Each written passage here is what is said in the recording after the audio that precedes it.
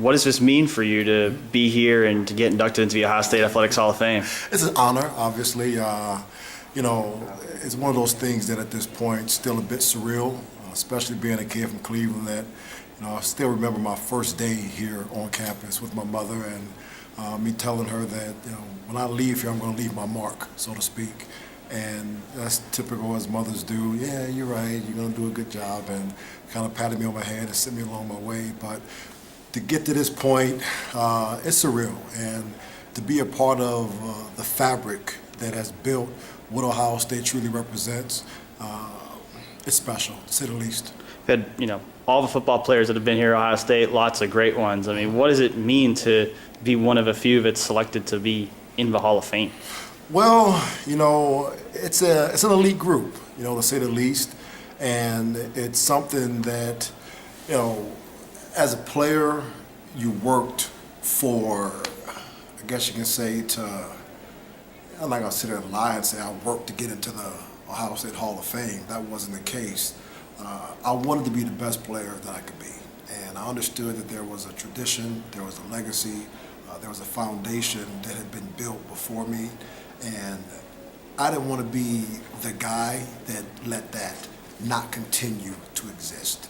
And to see it continue to exist with, the guys like Pat Offline and the Taylor Deckers of the world and, Jack Muhortz, you're just so proud to be a part of continuing to build that legacy. You mentioned that tradition. I mean, guys like Pat Elflein, Corey Linsley, Billy Price right now. He looks like the next NFL center. I mean, what does it mean to you to kind of see those guys follow in your footsteps and kind of have a chance to take that next step like you did? It's special. And I think that word will get probably a bit redundant over the next couple of days. But it is what it is. And, it's one of those things that I think it's that much more unique for me on a personal level because of the stage that I'm at in my life now. And to be able to have an impact on helping players like Pat and players like Decker continue to evolve and develop, that puts me in a very unique place and space. And to take and build off of what was established here and then what you learn, not just in the NFL, but in life, be able to impart that wisdom and knowledge onto those guys and allow them or continue to see them go on and be successful, it's very cool, to say the least. Yeah, I know you do a lot of work working with offensive linemen who are trying to get to the NFL. I mean, how many guys are you working with a year now? Is that pretty much like your main focus now? Well, I have a couple of different focus areas right now, and I think the hub obviously is offensive line performance, and that's the training center in Chandler, Arizona. But beyond that, the offsets of that brand has morphed into equipment design, and I have about 5 patents now for offensive line tools that I've developed that schools, outside of Ohio State, NFL programs, teams literally across the country are using now to develop players. Our social media platform, our digital platform with the website, curating content, international seminars, domestic seminars. My world at this point is helping people, and I just so happen to work in a very unique space in dealing with offensive line athletes. But I do believe that offensive line athletes represent the larger demographic of society. And you look at just people in general, most people in society now are employees, not employers. You work for someone else. You put your boots on every day, you go to work, and you know that you're going to get probably very little of the credit and all of the blame.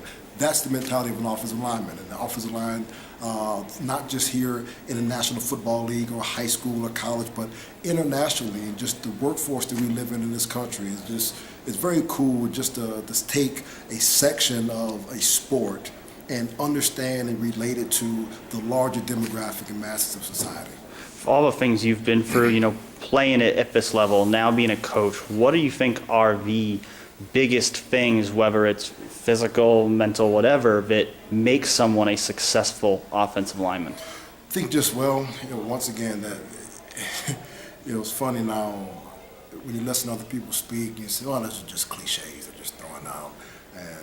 But then you start to speak yourself and you hear the question you're asking, it is what it is. And that being just consistency.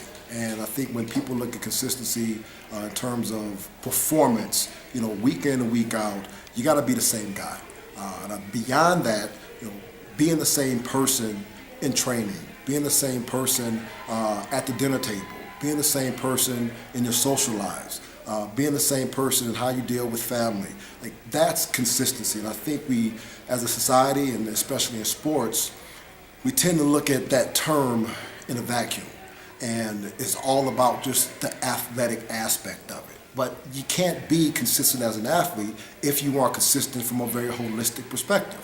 So if you're not going to eat right, that means you're going to not probably train right. If you're not going to train right, that's going to affect your what? Your consistency as an athlete. But then you look at that and you say, well, he's not consistent. Well, there's many reasons as to why that's the case. But to answer your question, it comes down to consistency. And I think that not just as an offensive line athlete, but just in life in general, anything you want to do and you want to maximize your potential and abilities within that particular dream, goal, or whatever it may be, you got to be willing to sacrifice and just be consistent.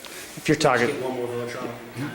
yeah, I mean, what are the biggest things that you learned from being here at Ohio State? And if you're talking to a Billy Price or Jamarco Jones or anybody who's on this team now, what are the biggest lessons that you teach them from what you've learned in your life that they can apply to them? Enjoy it.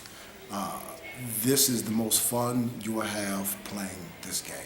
And what tends to happen at this level is you start to look at tomorrow.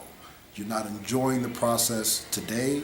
You start to look forward to the opportunities in the NFL. You start to look forward to the money. You start looking forward to your second contract before you even sign your first contract. You start looking forward to many things that you're experiencing because other players that are so close to you in your age group are now going through those particular processes. Obviously, if you're a running back here at Ohio State, you look at someone like Ezekiel Elliott and you think it's just easy, like it's just going to happen that way for you, and that's not the case. But enjoying the moment, enjoying the process is what I would tell, and how tell all our players and anyone is ain't exactly what you think it is the next level. And you may be in a hurry to get out of Ohio State, you may be in a hurry to move on with your life and achieve the things you want to achieve, but be great where you are. Establish that, enjoy that process, and then whenever the opportunities come down the road, then you begin that new process and journey.